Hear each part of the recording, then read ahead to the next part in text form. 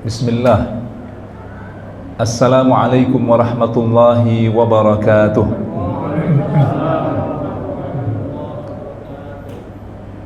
Innal hamdalillah nahmaduhu wa nasta'inuhu wa nastaghfiruh wa na'udzu billahi min shururi anfusina wa min sayyiati a'malina. May yahdihillahu fala mudilla lahu wa may yudlil fala hadiya lahu.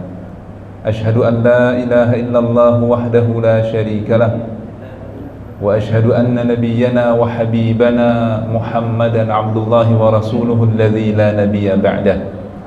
Allahumma salli wa sallim wa barik ala hadha an-nabiyyil karim wa ala alihi wa sahbihi wa man ihtada bihadi ila yaumiddin. Rabbi shrah li sadri wa yassir li amri wahlul 'uqdatam min lisani yafqahu qawli wa ba'd. Ayahanda ibunda hadirin segenap jamaah salat maghrib yang diikuti dengan pengajian maghrib hingga menjelang isya. Hampir setiap hari dalam 3 minggu terakhir, baik di media cetak maupun elektronik termasuk media sosial, selalu saja ada berita tentang pelaksanaan ibadah haji di tanah suci.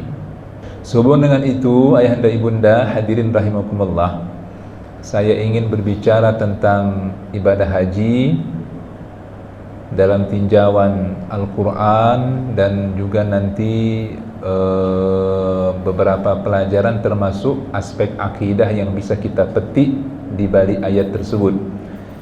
Persisnya berangkat dari firman Allah di surah Al-Baqarah ayat 197. Firman Allah, a'udzubillahi minasyaitonirrajim, al-hajju ashhurum ma'lumat. Ini mana tahu ada di antara kita yang akan berangkat tahun ini atau insyaallah mungkin beribadah umrah atau bahkan haji di masa-masa mendatang. Mudah-mudahan ada manfaatnya. Amin. Ya. Jadi firman Allah tadi Al-Baqarah ayat 197, Al-Hajju ashhurum ma'lumat.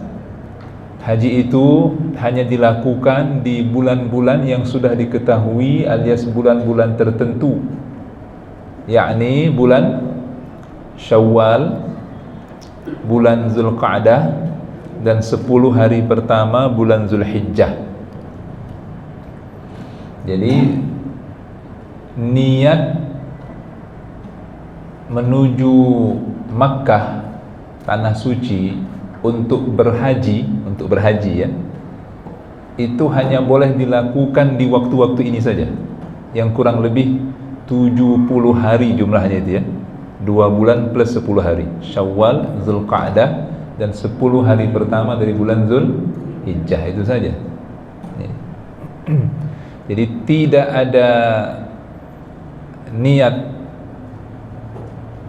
menuju tanah suci untuk berhaji yang boleh dilakukan di luar waktu ini. Berihram haji di bulan Ramadan tidak sah. Ihram niat haji di bulan Rajab, Sya'ban tidak sah. Ya. Lantas kata Allah, "Faman farada fihinnal hajja", maka barang siapa yang sudah mewajibkan atas dirinya alias berniat untuk berhaji pada waktu-waktu itu, fala rafatha, jangan berbuat rafath, itu satu. Wala fusuqa, jangan berbuat fusuk. Yang ketiga, wala jidala fil hajj.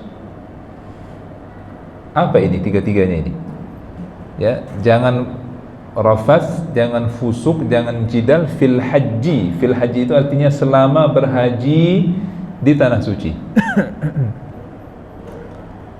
Ayahanda ibunda hadirin rahimakumullah, saya mencoba untuk melihat ayat ini. Kenapa 3 larangan ini yang secara khusus Allah sebutkan dalam Al-Quran? Secara khusus disebutkan, diingatkan bagi orang yang berhaji, termasuklah orang yang berumrah, untuk menjauhi 3 larangan ini. Fala rafasa yang pertama. Jadi saya lebih bisa melihat hikmah di balik larangan ini, walillahil hamd, ketika menjadi petugas haji. Alhamdulillah, Allah beri kesempatan kepada saya untuk menjadi petugas haji 2 kali. Pertama, musim haji tahun 1997, 1998. Itu Haji Krismon. Haji Krismon itu. Ya. Store ONH-nya itu saat 1 US dollar mungkin masih berkisar 2.500 ke 3.000 rupiah. Tapi pada saat berangkat itu 1 US dollar sudah menembus kurang lebih 18.000 rupiah. Makanya tahun itu banyak ONH plus yang bangkrut. Termasuklah, kalau mungkin boleh saya ingatkan, saya sebut ya, 3 utama. Persis saya tahu itu kejadiannya. Pada masanya itu 3 utama itulah travel haji umrah yang paling top di Indonesia. Itu biasa menjadi langganan para pejabat, menteri, bahkan presiden berangkat bagi 3 utama. Waktu itu belum populer maktur seperti sekarang maktur. Nah, itu kejadian itu. Saya tahu betul waktu itu karena kami petugas itu sampai terpaksa akhirnya melayani jamaah 3 utama karena ditinggal oleh petugasnya saat itu. Ya, tidak mendapat hotel, tidak mendapat catering, ditinggal karena bangkrut. Ya, pada saat harus menyetorkan uang untuk tiket, untuk hotel, untuk catering, nggak mampu lagi. Jadi bisa berangkat tapi tidak mendapat pelayanan di sana. Akhirnya ditutup oleh pemerintah izinnya saat itu. Ya, nah, baru kemudian musim haji tahun 2023. Ya. Nah, jadi yang pertama, ayah dan ibunda hadirin rahimakumullah, rafas itu kalau kita lihat tafsir ulama, rafas itu biasa diartikan dengan berkata kotor. Tapi kalau kita selami lebih lanjut, itu perkataan yang lebih mengarah kepada syahwat dan birahi. Nah, itu rafas. Nah, ini. Kenapa ini yang Allah ingatkan? Jadi hemat saya, karena memang potensi untuk berujar syahwat dan birahi itu muncul lebih besar ketika kita sedang berhaji tanah suci. Mengapa demikian? Pada saat kita sedang desak-desakan tawaf sa'i, akan kelihatan nanti di sana, maaf ya, kecantikan jamaah haji wanita asal Persia, asal Turki, ya, Persia itu Iran, ya, asal Eropa, asal Arab, yang melebihi kecantikan para bintang film Indonesia, kira-kira begitu. Nggak pakai bersolek-solek sudah cantik dia.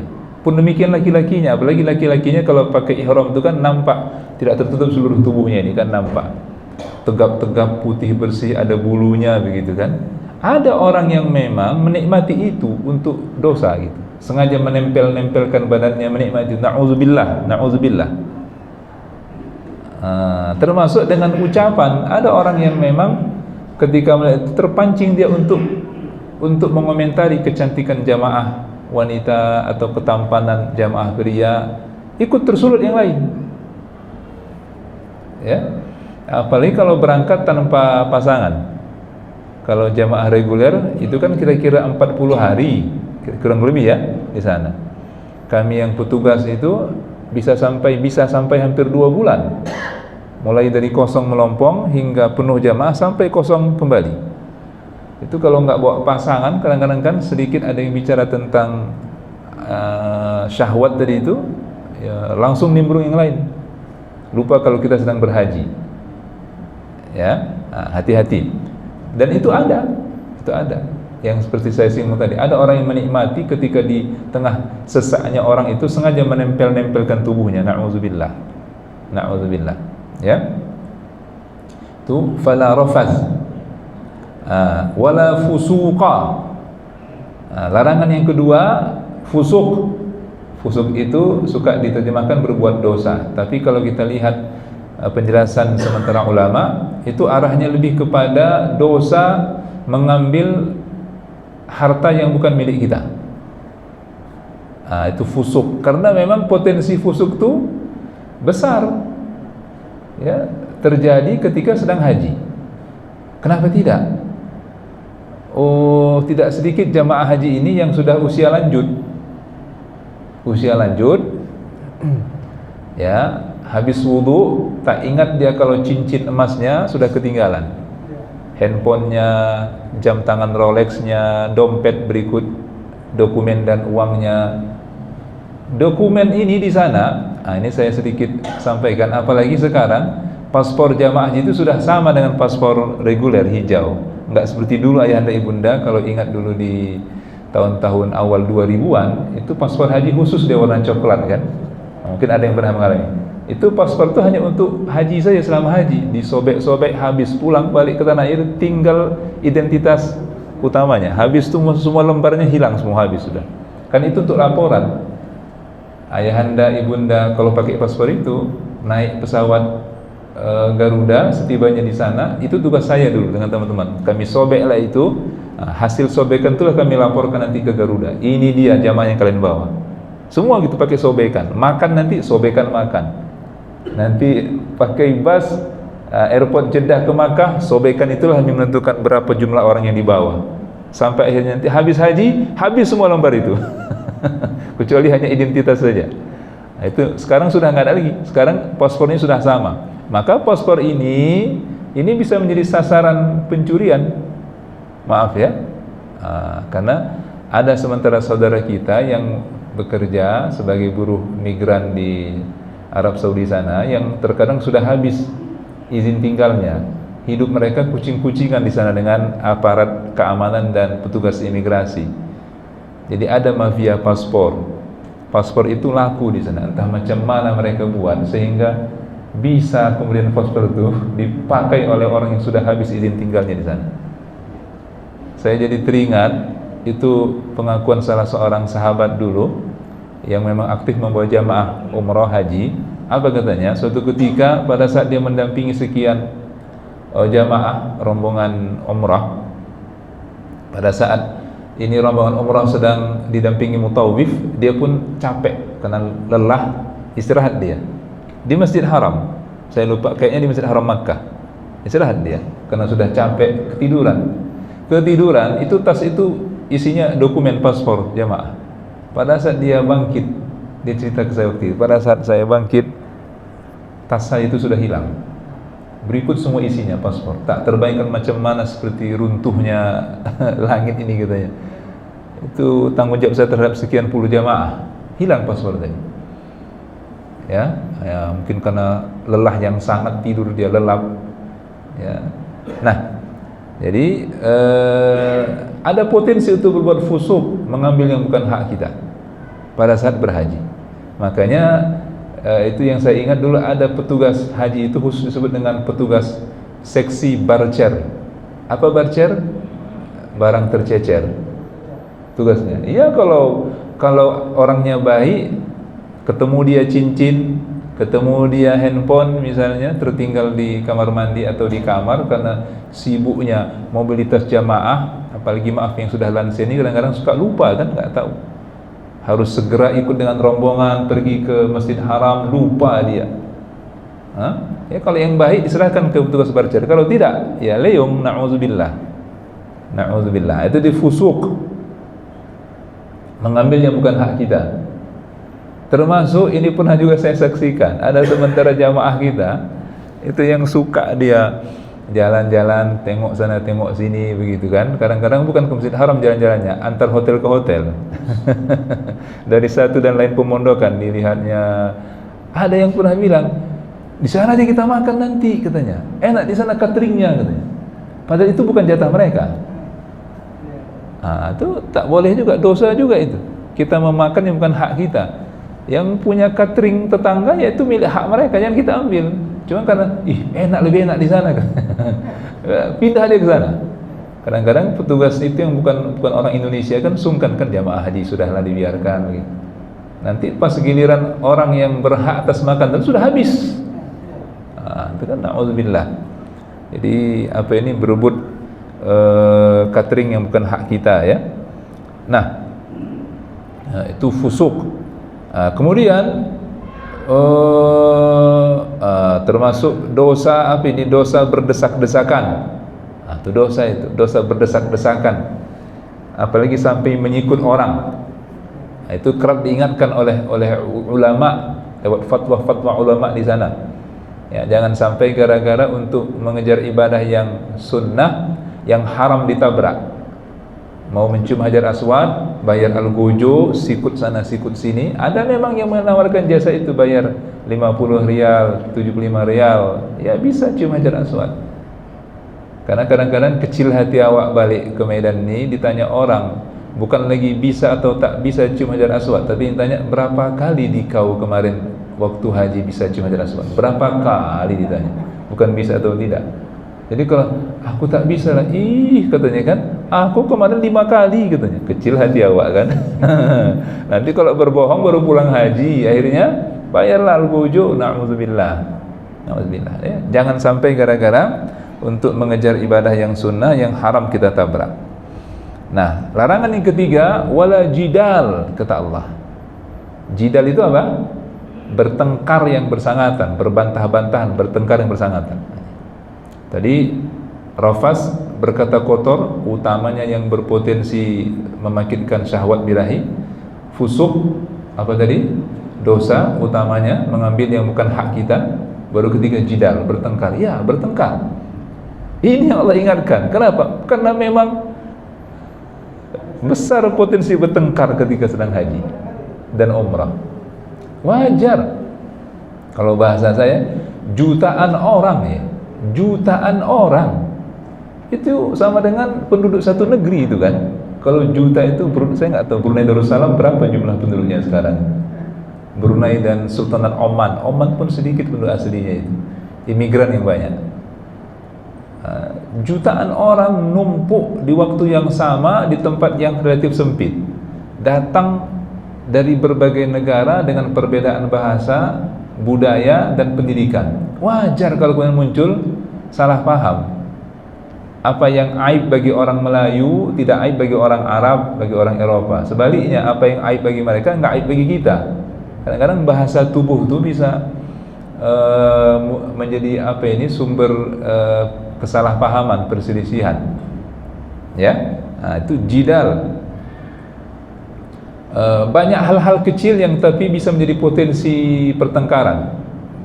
Jangankan yang berbeda negara, saya bilang tadi, yang asal satu daerah pun bisa bertengkar. Kata satu jamaah yang sudah agak lanjut usia, matikanlah AC itu, tak kuat aku, dingin kali kurasa, katanya. Datang jamaah yang lain yang masih muda, janganlah bu, panas sekali bu, katanya. Ini kalau nggak bisa tahan diri, bisa jadi tak bercakapan gara-gara AC. Berebut kamar mandi, berebut naik turun lift, itu selalu jadi sumber perselisihan. Maaf, jamaah-jamaah yang sudah berumur lanjut ini kadang-kadang 15 menit tak cukup untuk wudu. Sementara yang anak-anak muda ini, yang lebih muda mau cepat, harusnya mengalahlah kita, mengalahlah. Ini sama adanya ketika umrah apalagi haji. Ya, kalau tahu kita misalnya orang ngantri untuk berwudu, jangan setengah jam menjelang waktu baru kita pergi kamar mandi. 1 jam, kalau perlu 2 jam. Hindarilah sumber-sumber perselisihan tadi itu.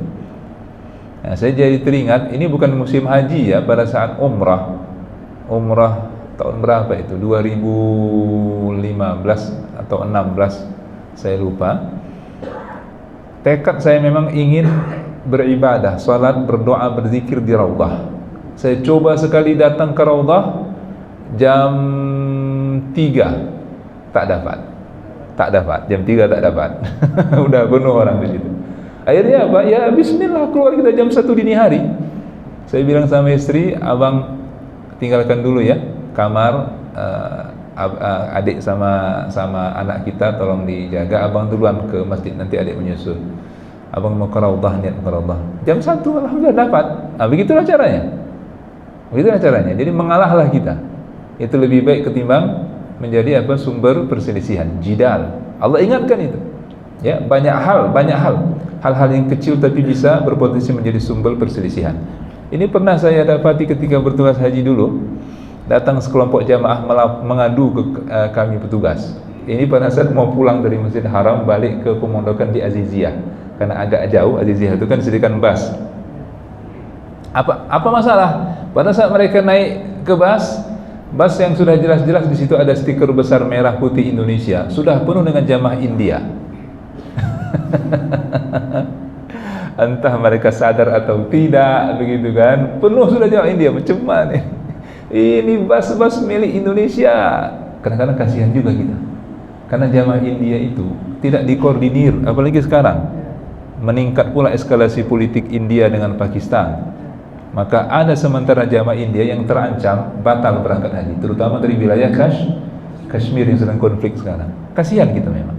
Ayahanda ibunda hadirin rahimakumullah, penduduk muslim di India itu merupakan penduduk muslim minoritas terbesar di dunia. Nggak tanggung itu. Ada 200-an juta muslimnya, nggak tanggung itu banyaknya. 200-an juta, tapi minoritas di tengah kurang lebih 1 miliar yang mayoritas Hindu. Karena kalau saya tidak salah, per sensus 2024 bukan lagi Cina ya, India sudah dengan negara dengan populasi terbanyak di dunia sekarang, bukan lagi Cina, sudah India. Jadi 200-an juta itu muslimnya di sana, banyak itu. Tapi 200 juta menjadi minoritas di tengah 1 miliar yang mayoritas Hindu. Jadi wajar kalau tidak dikoordinir, karena memang pemerintahnya Hindu tidak berpihak kepada kemaslahatan umat Islam, terutama dalam pelaksanaan haji. Maka tidak sedikit kadang-kadang kita dapati jamaah haji asal India itu tak punya hotel. Pernah lihat kan? Nggak punya hotel. Di emperan hotel, di pelataran Masjid Haram, berbekal selimut tebal, begitulah, tak ada hotelnya. Jadi pada saat mereka pun mungkin mau balik entah ke tempat mana yang berkumpul, tak ada bas. Ada bas masuk saja. Itu bas jamaah Indonesia. Ya, itu yang kadang-kadang bisa menjadi sumber jidal, perselisihan. Nah, lanjut ayat tadi, firman Allah, wa tazawwadu fa inna khairaz zadi taqwa. Dan jadi 3 larangan ini yang secara khusus Allah sebut ya selama berhaji fil hajj, ini dimaknai oleh sementara ulama sebagai tuntutan bertakwa ketika berhaji di tanah suci. Fil hajj itu kan ketika berhaji di tanah suci. Nah, ayat tadi berikutnya Allah berfirman, wa tazawwadu fa inna khairaz zadi taqwa, dan berbekallah kalian, sesungguhnya sebaik-baik bekal yang kalian persiapkan demi menghadap Allah di tempat-tempat yang Allah sucikan dan muliakan itu adalah bekal takwa, bekal takwa. Benar ayahanda ibunda hadirin rahimakumullah, haji butuh bekal harta, ya. Agaknya tidaklah berlebihan kalau mungkin saya katakan, maaf, orang miskin, saya tak sebut mustahil ya, kecillah peluang untuk haji. Kecuali ada orang bantu. Karena kan 60 juta itu besar, berat bagi orang yang orang yang miskin. Kecuali ada orang kaya membantu. Berangkatlah abang, aku kan sudah 2 kali haji, berangkatlah abang, itu lain hal. Tapi normalnya orang miskin memanglah payah ya, kecil peluang untuk bisa berhaji. Apalagi seperti yang pernah saya singgung ya, karena ada sementara jamaah yang menyampaikan kesedihan hatinya kepada saya akibat gagal berangkat gara-gara pemberitahuan dadakan. Dalam tempo 2 minggu harus melunasi ONH, karena ada algoritma Cisco Hajj namanya, sistem komputerisasi haji. Ada algoritmanya. Ada yang meninggal langsung ditutupi, ada yang tanazul mengundurkan diri langsung naik dia. Ada sistem komputer, termasuk itu tadi yang daftar tunggu itu, dia bergerak, dia cepat. Jadi wajar kalau kemudian ada setiap tahunnya itu biasanya per masing-masing embarkasi sekian ratus masuk daftar tunggu. Ini tiba-tiba saja kadang-kadang tanpa pun ada pemberitahuan. Kita harus aktif melihat di handphone, melihat sistemnya. Jadi dalam tempo kurang dari 2 minggu harus melunasi berangkat suami istri 20 sekian. Berarti kan 40-an ke 50 juta, belum lagi nafkah yang ditinggal anak-anak. Enggak siap. Akhirnya ditimpa sama yang mampu. Sedih. Makanya pernah saya cari tahu waktu itu, ini per berita rilis di CNBC Indonesia yang saya ingat per Agustus 2024 atau 2023 ya, itu disebutkan, saya cari tahu berapa lama masa tunggu haji di Indonesia ini. Saya dapati karena masa tunggu haji ini, ayah dan bunda, itu per kabupaten kota, bukan per provinsi. Makanya masa tunggu haji Medan bisa berbeza dengan Binjai atau Deli Serdang, karena dia per kabupaten kota, bukan per provinsi. Nah, saya dapati itu di CNBC Indonesia, kalau nggak salah saya berita itu per Agustus 2023. Itu ada satu kabupaten kota di Sulawesi Selatan, itu masa tunggunya sudah mencapai 32 tahun. Itu ceritanya kurang hampir 2 tahun yang lalu itu ya. Ya, 32 tahun. Jadi boleh jadi sekarang sudah naik menjadi 33 atau mungkin bahkan 34. Medan berapa? Medan sudah 20-an kayaknya, 20-an. Ya, 20-an. Maka kalau kita baru setor ONH untuk bisa dapat porsi haji di usia 50 tahun, wajarlah ketar-ketir memang. 50 tahun itu sudah baik menurut kemampuan rata-rata masyarakat Indonesia lah ya. Sudah bisa disisihkan untuk pendidikan anak, untuk KPR rumah, untuk modal usaha. 50 tahun bisa setor 25 juta per kepala. Kalau suami istri 50 juta, sudah bagus lah itu. Tapi masalahnya 50 tahun baru setor, nunggunya 20 sekian tahun. Itu artinya kalau menurut ukuran normalnya usia 70-an baru berangkat. Wajar cemas.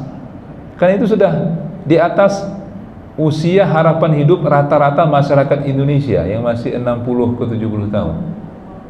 Wajar cemas. Nah, ayahanda ibunda hadirin rahimakumullah, ya, haji butuh bekal harta, betul. Yang kedua, haji butuh bekal kesehatan. Karena tidak ada ibadah yang menuntut kesehatan sebagaimana ibadah haji.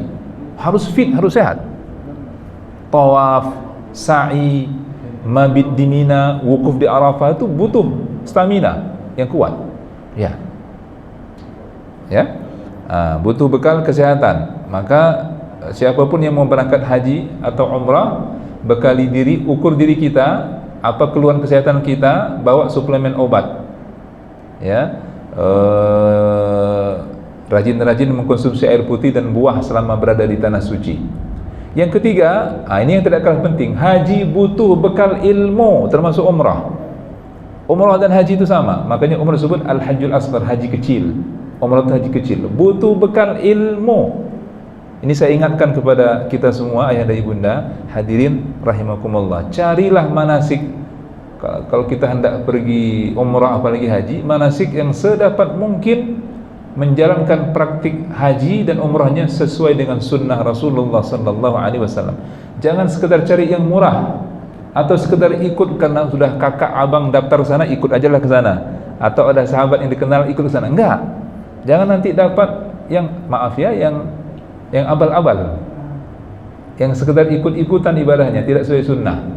Maaf, mungkin masih bisa ayah dan ibunda lihat yang sempat viral berapa waktu yang lalu di YouTube.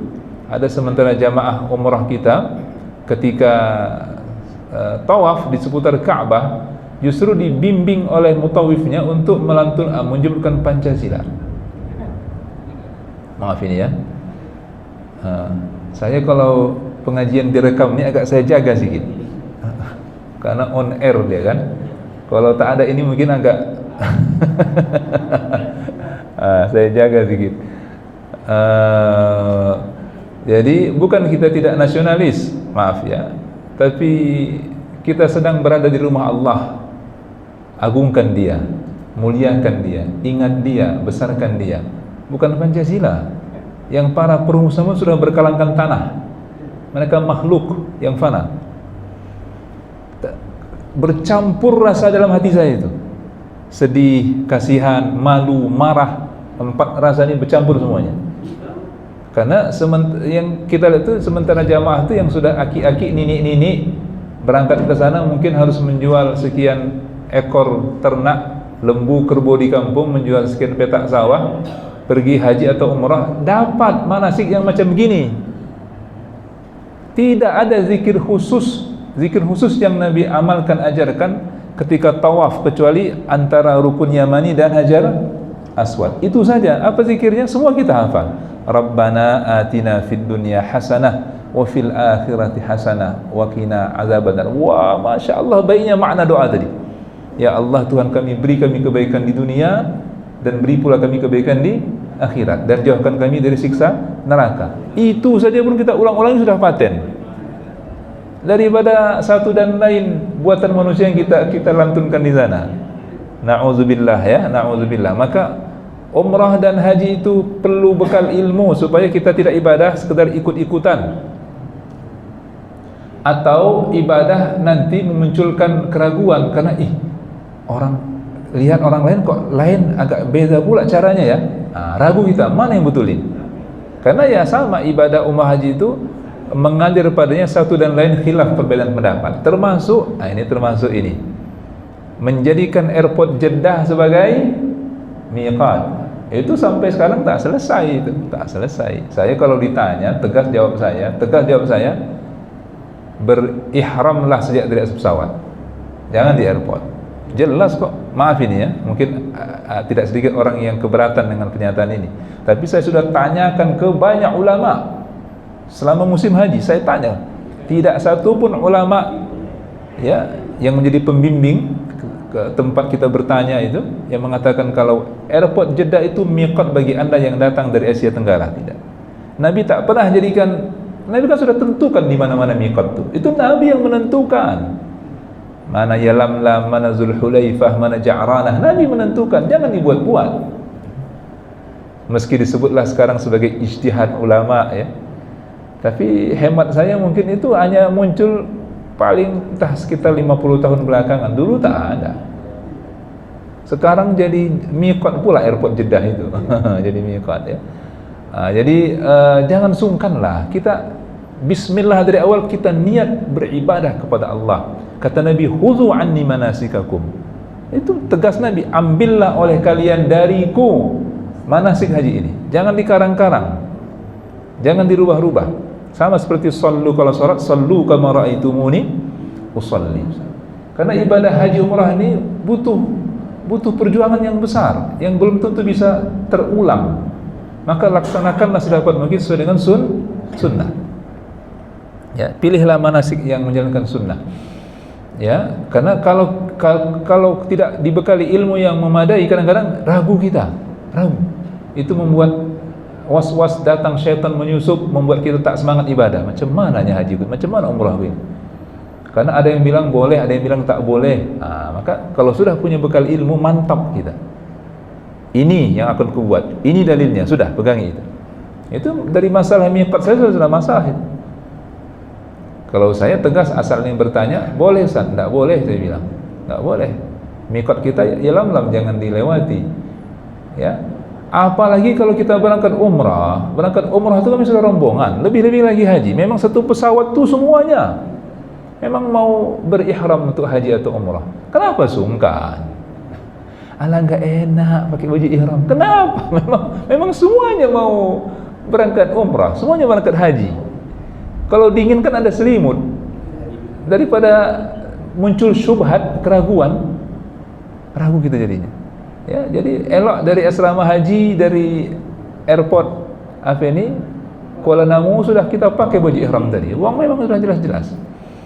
Jadi maaf ini saya sedikit cerita lah. Mudah-mudahan ini sekedar apa saja pengalaman pelajaran. Sedikit cerita. Karena begitulah tekad saya ingin menjalankan sunnah Nabi. Di musim haji tahun 2022-2023 saya berangkat sebagai petugas haji ayah muda dari Maroko. Karena saya petugas haji, maka harus berangkat lebih awal. Berkumpullah kami sekian mahasiswa dari berbagai negara itu ya, untuk mempersiapkan pelayanan jamaah haji Indonesia. Jamaah haji Maroko kan enggak banyak, enggak macam kita. Kita ini bisa mungkin hampir 2 bulanan ini pelayanan haji kita itu, mulai dari berangkat sampai pulang bisa 2 bulanan, bahkan lebih mungkin lebih. Nah, kalau Maroko tidak, saya rasa mungkin sekali berangkat 2 minggu sudah selesai, karena tak banyak. Singkat cerita, saya harus berangkat karena mau umrah, baru tamattu' akan niatnya, umrah habis itu haji. Berangkat dari airport Casablanca, Maroko, International Airport Casablanca. Ini pesawat komersil, belum ada jamaah haji Maroko yang berangkat. Cuma karena kita petugas harus segera berangkat. Saya memang sudah niat haji, memang sudah musim haji. Apa yang saya buat? Pakai baju ihram. Pakai baju ihram. Saya seorang saja di semua airport Casablanca. Subhanallah. Awalnya sungkan kita kan, semua menengok, lihat. Tapi lambat laun kemudian datang mendekat, tiba al-hajj, Anda mau haji ya? Doakan saya di sana ya, katanya. Insyaallah. Saya pun tak kenal siapa. Salamnya saya, doakan saya di sana ya. Itulah. Sampai kemudian di atas pesawat pun khusus datang pramugari. Saya tak minta, datang pramugari mengingatkan, sekian menit ke depan kita akan melewati miqat, katanya. Oh, terima kasih, saya bilang. Dihargainya kok, dihargainya. Ya. Jadi jangan kadang-kadang kita membawa sungkan-sungkan itu tidak pada tempatnya. Tidak pada tempatnya, ya. Apalagi saya bilang tadi, memanglah berangkat rombongan umrah, apalagi haji, banyak kita kok rombongan. Kenapa sungkan pakai baju ihram? Daripada muncul syubhat keraguan. A'udzubillah. Baik. Umrah dan haji butuh bekal ilmu tadi ya, bekal ilmu. Jangan ikuti apa yang orang lain buat tanpa dalil. Ada saja. Saya dulu pernah melihat, ayah dan bunda, dulu kan masih ada itu sumur Zam-Zam di bawah Ka'bah itu, bisa kita turun ke bawah dulu kan. Jadi kalau batal wudu tinggal turun ke bawah. Sekarang sudah ditutup. Kenapa? Banyak yang penyimpangan di sana. Ada yang berdoa di sumur Zam-Zam, ada yang sholat di situ, yang Nabi tak pernah ajarkan. Sholatlah di atas, Ka'bah di atas. Jadi bingung juga, kemana kiblatnya itu? Mereka di bawah Ka'bah. Di bawah Ka'bah. Jadi ada yang sengaja mandi pakai air Zam-Zam, macam-macam, ya. Dulu kiswah bentuk Ka'bah itu menjulur sampai ke bawah, karena banyak jamaah yang bawa gunting mau tahallul, diguntingi orang tuh kiswah dari itu. Ini kain bukan sembarang kain. Bayangkan itu, bawa pulang ke tanah air, ini kain penutup Ka'bah. Jadi jimat. Pulang haji justru yang menempel syirik. Na'udzubillah. Pulang haji harusnya lebih kuat imannya kepada Allah, syirik ini bawahnya. Ini kain jimat dari kiswah Ka'bah, katanya. Na'udzubillah.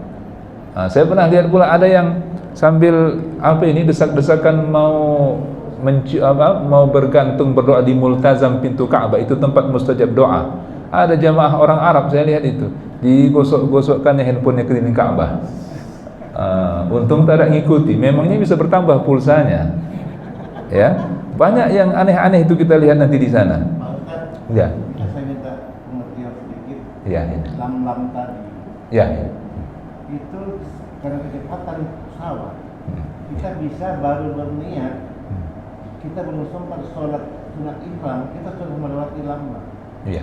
Kita di sana di luar lam baru kita sholat sunat ihram, sementara kita sudah berihram. Itu boleh. Ya.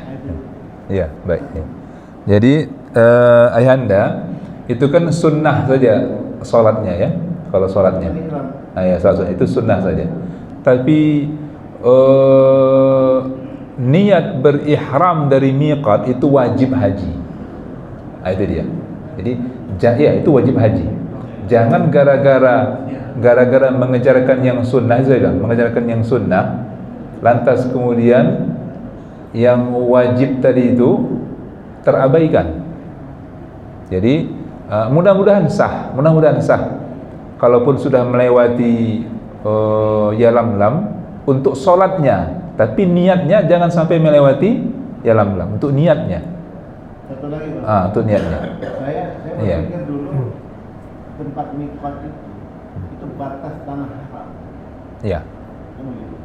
Tapi setelah adanya kendali, kalau kita dari Madinah itu biar Ali, itu tidak mungkin batas tanah haram. Iya. Itu gimana? Iya. Jadi ayah dan bunda itu enaknya digambarkan di whiteboard ya.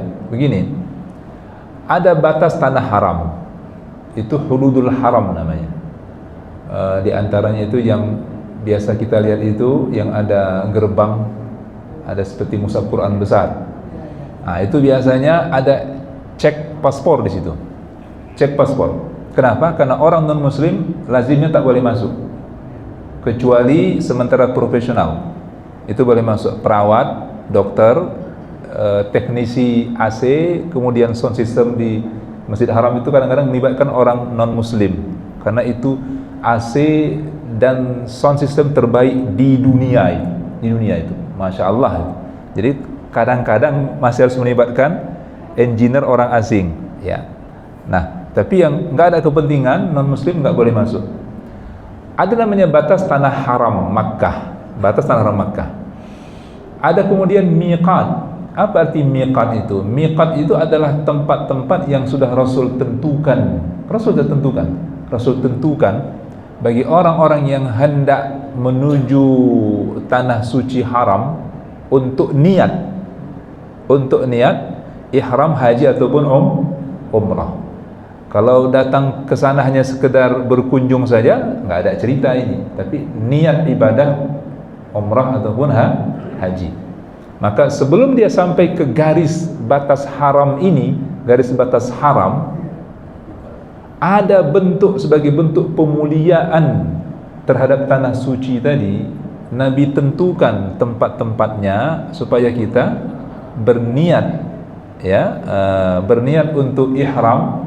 Ya, ihram itu artinya mengharamkan segala yang menjadi larangan dalam ihram tadi, sejak dari titik-titik tadi itu.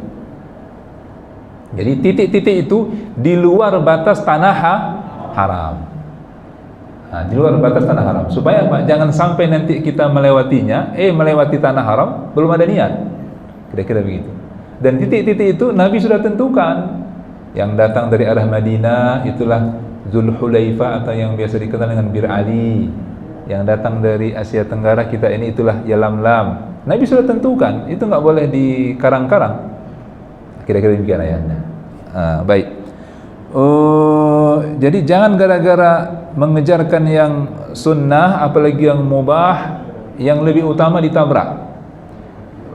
Belanja baik, belanja itu bagus untuk berbagi hadiah. Nabi suruh kita berbagi hadiah. Tapi jangan gara-gara belanja untuk oleh-oleh dibawa pulang, lewat sholat fardu jamaah di Masjid Haram. Ya. Itu artinya kita kalau boleh meminjam istilah Imam Ghazali, jangan menjadi hamba yang tertipu dalam prioritas ibadah kita. Jangan kadang-kadang mengajar yang sunnah yang haram ditabrak, saya bilang tadi, hanya untuk mendapatkan sunnah mencium hajar aswad, yang haram ditabrak dengan mengikut orang. Ya. Ini saya ingin ingatkan sedikit. Usai musim haji tahun lalu, ada seorang jamaah yang menyampaikan ke saya, Ustadz, dalam haji yang barusan selesai muncul sedikit perbedaan pendapat di kalangan kami jamaah tentang keutamaan 100.000 kali salat di Masjid Haram Makkah itu. Karena ada sebagian termasuk pembimbing jamaah haji yang mengatakan 100.000 kali salat afdal yang Nabi maksud dalam hadis itu berlaku untuk tanah haram, bukan harus masjid haramnya. Wow. Ya, memang saya tahu ada yang berpendapat demikian. Dan ulama sepakat bahwa salat di tanah haram itu pastilah lebih utama daripada bagian bumi yang lain. Tapi tidaklah halnya kemudian, ya, seperti yang Nabi sebutkan dalam satu hadis sahih Bukhari Muslim, salatun fi masjidi hadza khairun min alfi salah. Satu kali salat di masjidku ini, kata Nabi, khairun, ya, itu khair artinya lebih baik daripada 1000 kali salat di masjid yang lain kecuali Masjid Haram. Ini hadis sahih Bukhari Muslim. Bayangkan itu, 1000 itu artinya satu kali salat maghrib kita di Masjid Haram Nabawi itu lebih besar, bukan sama dengan, lebih besar pahalanya ketimbang 1000 kali salat. 1000 kali itu berapa tahun itu? 1 tahun 365, berarti kurang lebih 2 tahun, kurang 2,5 tahun, kurang lebih. Satu kali kita salat maghrib di Masjid Nabawi itu pahalanya lebih besar ketimbang 2,5 tahun kita sholat di masjid yang lain. Masya Allah, maka jangan diabaikan itu. Kecuali Masjid Haram Nabawi. Kata Nabi menambahkan, satu kali sholat di masjid Haram Makkah, ya, afdal min mi'ati alfi sholah. Afdal itu artinya lebih baik daripada 100.000 kali sholat di masjid yang lain. 100.000 kali sholat di masjid yang lain. Ya, Masya Allah, maka jangan abaikan kebaikan ini. Untuk sebagian jamaah yang sudah lansia, oke lah. Khawatir kita teruk kondisi kesehatan mereka sebelum puncak ibadah haji karena mobilitas pulang balik hotel Masjid Haram, oke lah. Tapi untuk Anda, saya bilang, Anda yang masih berumur 40-an tahun, janganlah kemudian sholat 5 waktunya di Hotel Zamzam. Taklah sama gerangan, kan itu? Taklah sama gerangan pahala sholat di Hotel Zamzam dengan di dalam Masjid Haram, sekalipun bersebelahan. Ya beda, ini hotel, ini masjid. Maka ada hadis khusus, ya. Ini hadis riwayat Muslim, hadis Sahih Muslim. Nabi bersabda begini, salatun fi, satu kali salat di masjidku, kata Nabi, itu afdal, lebih utama daripada 1000 kali salat di masjid yang lain. Illa masjidal Ka'bah. Ini illa masjidal Ka'bah, kecuali masjid Ka'bah. Apa arti masjid Ka'bah itu? Masjid Haram, masjid yang ada bangunan Ka'bah di dalamnya. Berarti bukan berlaku untuk semua tanah haram, tapi masjid Ka'bah, ini masjid haram. Saya tahu memang ini masih menjadi khilaf sampai hari ini. Baik, terakhir, ayat yang mudah terakhir, ya. Allah katakan di penutup ayat tadi, ya, wa tazawwadu fa inna khairaz zadi taqwa wattaquni ya ulil albab. Sekali lagi, jadi ada takwa ketika haji, bekal takwa sebelum berangkat haji, dan yang terakhir wattaquni, dan bertakwalah kalian kepadaku wahai orang-orang yang memiliki akal. Ini artinya tuntutan takwa sepulang haji, harus ada perubahan. Maka saya ingat di musim di salat Jumat di Jeddah musim haji tahun 97 waktu itu, ada seorang khatib yang menyampaikan, ada sementara orang yang datang bertanya kepadaku, Syekh, manasik haji manakah yang paling afdal? Ayah dan ibunda, kalau kita pernah belajar fikih, tata cara haji itu ada 3 macam, kan? Ada haji tamattu', ada haji ifrad, ada haji kiran. Ada yang bilang haji tamattu' lebih afdal, lebih besar pahalanya. Ada yang bilang haji ifrad yang lebih afdal. Baik, aku berkata, kata beliau, haji yang paling baik menurutku bukan harus dilaksanakan dengan tamattu' atau yang harus dengan ifrad, ya. Yang penting sesuai dengan sunnah Nabi. Tapi haji yang paling afdal adalah haji yang bisa membawa perubahan lebih baik bagi pelakunya. Itu yang paling afdal. Bukan bicara apakah tamattu atau ifrad atau qiran, tidak. Ada enggak perubahan? Yang mau perubahan, itulah yang mudah-mudahan menjadi haji yang makbul, diterima, dan haji yang mabrur. Dalam satu hadis sahih, Rasul bersabda, al-hajjul mabrur laisa lahu jaza illal jannah.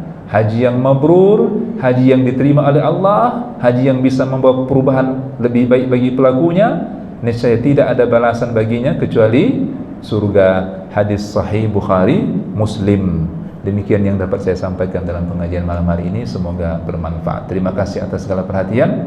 Banyak mohon maaf akan segala kekurangan. Mari kita akhiri dengan doa kafaratul majlis. Subhanakallahumma hamdik, asyhadu an la ilaha illa anta, astaghfiruka wa atubu ilaik. Alhamdulillahirabbil alamin.